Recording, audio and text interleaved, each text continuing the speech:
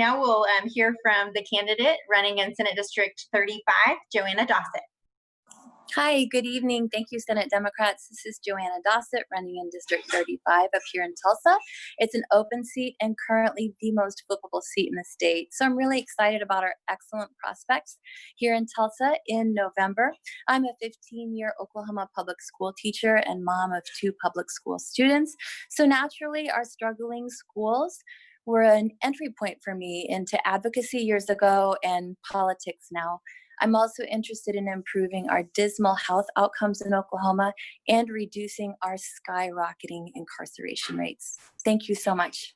My campaign was on doors through the beginning of March, and we had knocked about 5,000 doors to that point. And then since then, it's been all, phone or text and mail. We reached about 4,000 voters by phone, building up to the primary that we recently won. And I have to say, throughout the door knocking and the phone calling, it really was the 3 planks on my platform. It was public education, healthcare, and incarceration rates. Those were really the 3 really consistent themes. And certainly the last few months have been so extreme for so many of us in so many ways. And so I've gotten to hear a whole lot about, issues that have really affected us deeply over the last few months. But I've got to say that my 3-plank platform really has been just a mainstay throughout public ed, healthcare, and incarceration rates. And certainly with respect to what Senator Ickley Freeman just said, there's some real anxiety about back to school. In my own household, there's just some real anxiety about it. Unfortunately, I feel like the state of Oklahoma has demonstrated a lack of vision in so many areas. And then your particular case is not in my lived experience, so it's a little that was learning for me. But yeah, I think lack of vision is a real problem in Oklahoma in many areas, and that would be my response.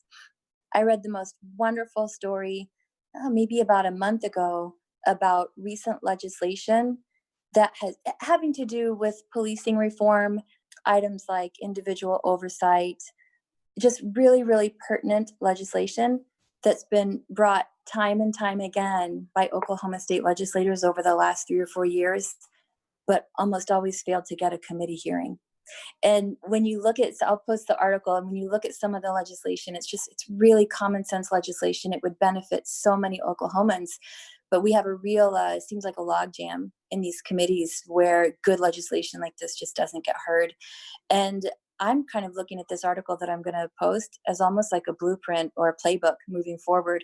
We've got to get more folks on those Senate committees and on the Senate floor that will be good, solid, dependable votes for legislation like this.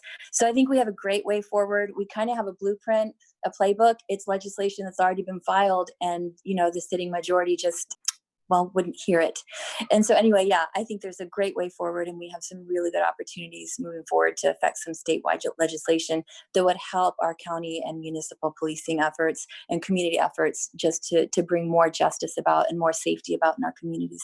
And I've got to tell you, the thing I've got on my mind most, and the thing that's been, coming out through voter calls the last couple of days, is really getting the school situation sorted out. Folks really need some quick, reliable, relevant information about what school is going to be like moving forward, so that they can start making their own personal and family decisions about what has to happen. Beyond that, of course, there are so many other issues, like you mentioned, economic impact, health impact. But I think right now at this moment, it's getting school sorted out, and what will we do to take care of these children, for the next academic year. So it's District 35, like I said before, in Tulsa. It's an open seat. Our current state senator is term limited. That's what makes this district so flippable.